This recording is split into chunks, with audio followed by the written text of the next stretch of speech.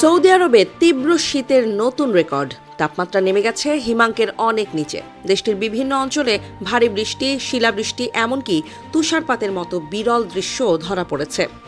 Saudi national centre for meteorology জানিয়েছে, এই মৌসুম দেশের আবহাওয়ার ইতিহাসে অন্যতম উল্লেখযোগ্য শীতকাল হিসেবে চিহ্নিত হতে পারে।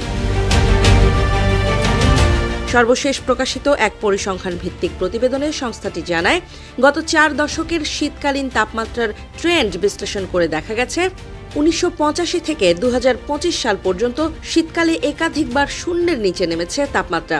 বিশেষ করে দেশের উত্তরাঞ্চলে শীত প্রবাহ ছিল সবচেয়ে তীব্র। সৌদি আবহাওয়া দপ্তরের তথ্য অনুযায়ী সৌদি আরবের রেকর্ডকৃত সর্বনিম্ন তাপমাত্রা ছিল -10 ডিগ্রি সেলসিয়াস, যা নথিভুক্ত হয়েছিল 2008 সালের 16 জানুয়ারিতে। ওই সময় সবচেয়ে বেশি প্রভাব পড়ে আল জৌফ অঞ্চলের কুরাইয়াত শহরে, যেখানে তাপমাত্রা নেমে গিয়েছিল -9 ডিগ্রিতে। নর্দার্ন বর্ডার্সের তুরাইফ অঞ্চলেও একাধিকবার -8 ডিগ্রি সেলসিয়াস তাপমাত্রা রেকর্ড হয়েছে। 1989 সালে আল জৌফ শহরে নথিভুক্ত হয় -7 ডিগ্রি সেলসিয়াস। শুধু তাই নয়, আরার, রাফা, রিয়াদ, বুরাইদাহ, কাসিম, তাবুক, আল আহসা, ওয়াদি আল দাওয়াসির, তায়েফ ও বিশা, এই সব শহরেও দীর্ঘ গবেষণার সময়ে শূন্যের নিচে তাপমাত্রা নেমেছে বলে জানায় এনসিএম। গবেষণায় আরও উঠে এসেছে তুষারপাত বা ফ্রস্ট ডে এর পরিসংখ্যান। 1985 থেকে 2025 সালের মধ্যে সবচেয়ে বেশি তুষারপাত হয়েছে তুরাইফ এলাকায়, সব মিলিয়ে 720 দিন। এরপর রয়েছে কুরাইয়াত 588 দিন, হাইল 339 দিন, আরার 277 দিন, রাফহা 197 দিন, সাকাকা 185 দিন এবং তাবুক 139 দিন। রাজধানী রিয়াদের মতো মরুভূমি ও উষ্ণ অঞ্চলেও 46 দিনের তুষার প্রবাহ পাওয়া গেছে, যা আবহাওয়াবিদদের কাছে এক অনন্য তথ্য হিসেবে বিবেচিত হচ্ছে। এনসিএম বলছে, এই দীর্ঘমেয়াদী তথ্য সৌদি আরবের জলবায়ু কাঠামো বোঝার ক্ষেত্রে বড় ভূমিকা রাখবে।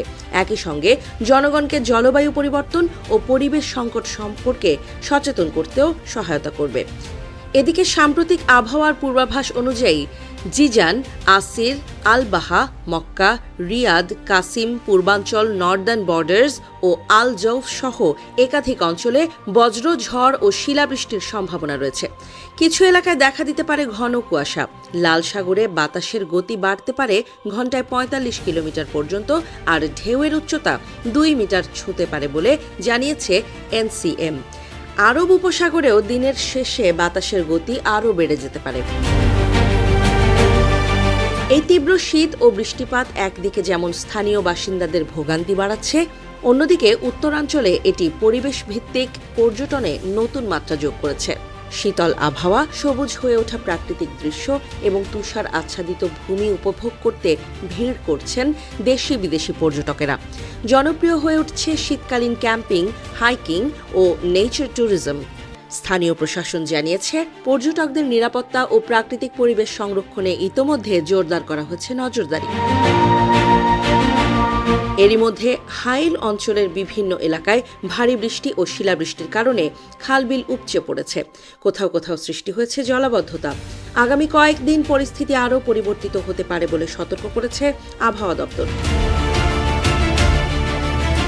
বিশেষজ্ঞদের মতে, এই দীর্ঘ শীত প্রবাহ এবং তাপমাত্রার তীব্র ওঠানামা শুধু সৌদি আরব নয়, পুরো মধ্যপ্রাচ্যের জলবায়ু চিত্রেও গুরুত্বপূর্ণ বার্তা দিচ্ছে। জলবায়ু পরিবর্তনের প্রভাব কতটা বিস্তৃত হতে পারে তা নতুন করে সামনে নিয়ে আসছে এই আবহাওয়াগত পরিস্থিতি।